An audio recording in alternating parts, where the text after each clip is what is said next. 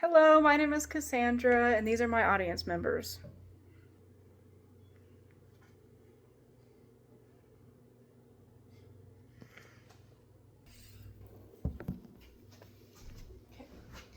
So, as we all know, our mental health and our physical health are both very important aspects of living. They actually coincide together, as studies have shown. Um, when you get stressed, it can affect the physical symptoms of your body, and your physical exercise can affect your mental state. All of those things kind of coincide together. Um, have you ever been, so stressed that you've either gained a significant amount of weight or lost a significant amount of weight? Well, I have. And I can tell you that people were more focused on the physical aspects of that than actually being concerned about my mental state. So today I want to talk about, how to destigmatize mental health and why we should, as well as gaining better access to care. Whenever I was in high school, I lost a friend to suicide.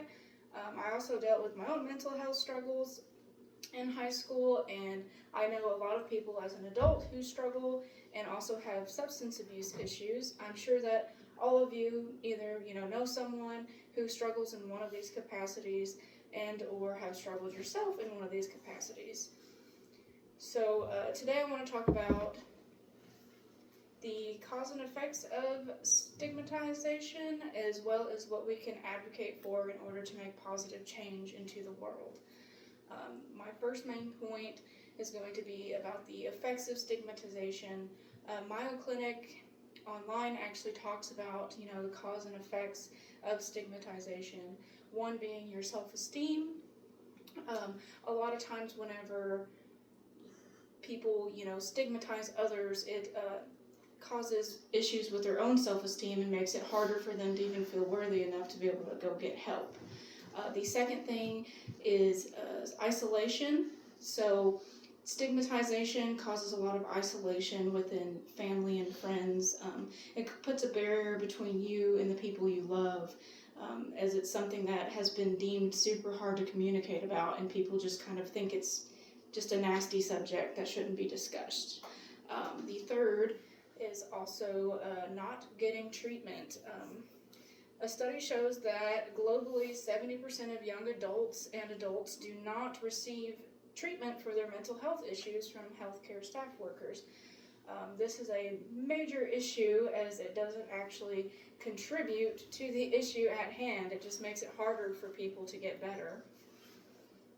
On to the second point. Is it's what we can advocate for. So one is going to be, a government and systematic level things, such as creating more access to care for people through government programs, more affordable programs that can actually help people get help, and also implementing education around mental health into the curriculum of government-funded schools.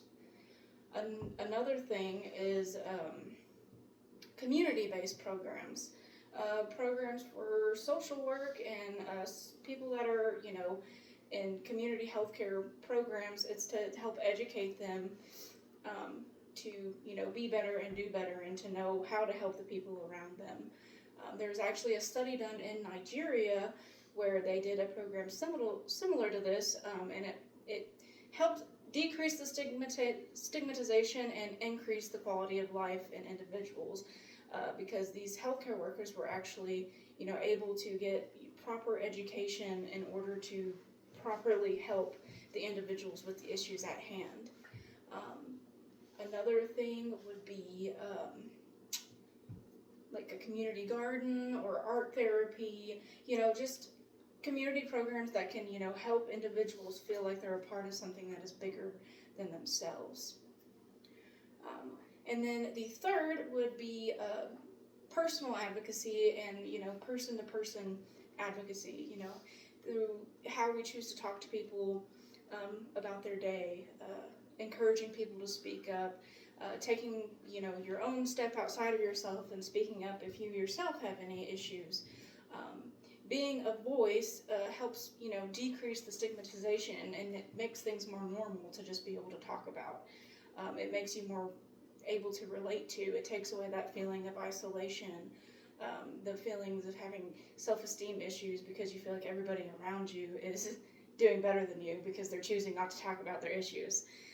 So take that step and, be that person that kind of pivots forward the idea of just normalizing these things. That's a big way in, making things better, is making them more known, and, making others feel okay with, it's okay to not be okay, sort of thing, and having the courage to implicate, getting help, essentially. Also, another great thing for personal, advocacy for yourself or the people around you would be the mental health crisis hotline. If you're struggling, or if another person you know and love is struggling, you can always call that number. It is available 24/7, and they are actually there to help you and guide you in the right direction so you can get better. So with that being said, I want to encourage everyone to, kind of take a look at themselves and, see what they can do in order to, advocate for better mental health access, to care, as well as, what they can do to help destigmatize it. And, if you have, a lot of people don't even realize that they're stigmatizing. And so if you can take a look at yourself and see, well, am I talking about these things? Am I looking down on people who are going through these things? What can I do to change myself, to implement a change in others? It is our responsibility to, be that change and make the world a better place through trying to advocate for these things so people can actually have hope in their lives. So to end, I thank you guys for listening, and I hope that this was educational and influential, and I hope that you guys think about, how heavy this topic is, because, mental health does matter. You have to take care of yourself, and you have to, be there for other people and make them feel comfortable enough, to seek help, or to, not feel so alone, because there are major consequences in people getting to that point. It's very detrimental, and it is up to us to help others, to prevent that from happening, essentially. So thank you for listening, and that is all.